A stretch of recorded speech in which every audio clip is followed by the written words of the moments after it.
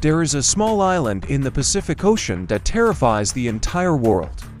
It is not where nuclear bombs are stored. It is not a terrorist hideout. It is an island filled with factories and engineers. It is Taiwan. And specifically, a single company called TSMC. Most people think the tension between China and the United States is about ideology. Democracy versus communism, East versus West. But hidden logic tells us a different story. This is not a cold war about beliefs, it is a hot war about hardware.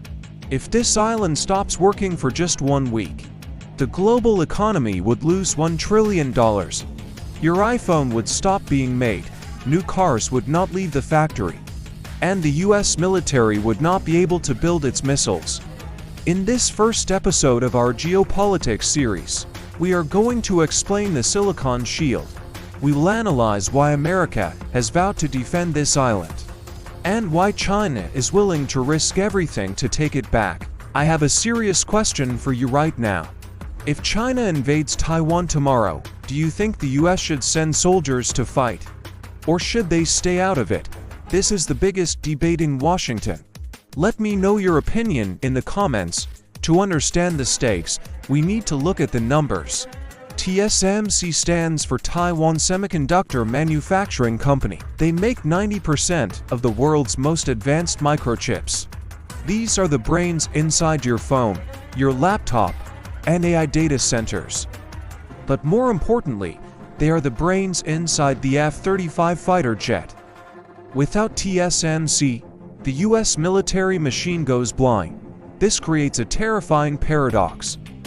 The United States relies on a foreign island for its own national security. This is why they call it the Silicon Shield.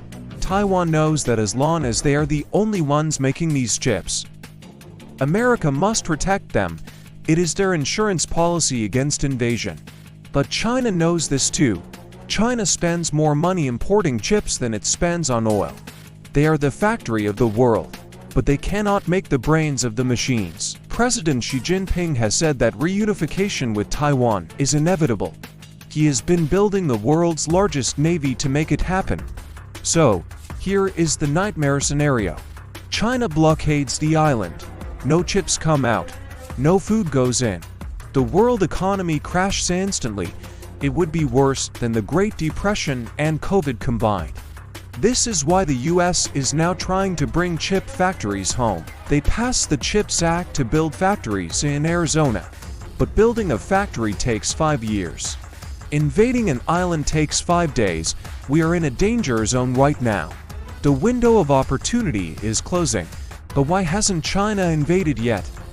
Is it fear of the US Navy, or is it something else? There is a geographic weakness that holds China back, a choke point on the map that could strangle China's economy in weeks. It is a narrow strip of water thousands of miles away from Taiwan. It is called the Malacca Strait. 80% of China's oil passes through this tiny channel, and the US Navy sits right on top of it. If war starts over Taiwan, the US doesn't need to fight near the island. They just need to close this strait. China knows this, and that is why they are building a massive project to bypass the ocean. A project of trains, pipelines, and roads stretching across the entire continent. It is called the Belt and Road Initiative. In our next video, we are going to look at China's master plan to defeat American geography. We are going to the new Silk Road. See you in the Belt and Road video.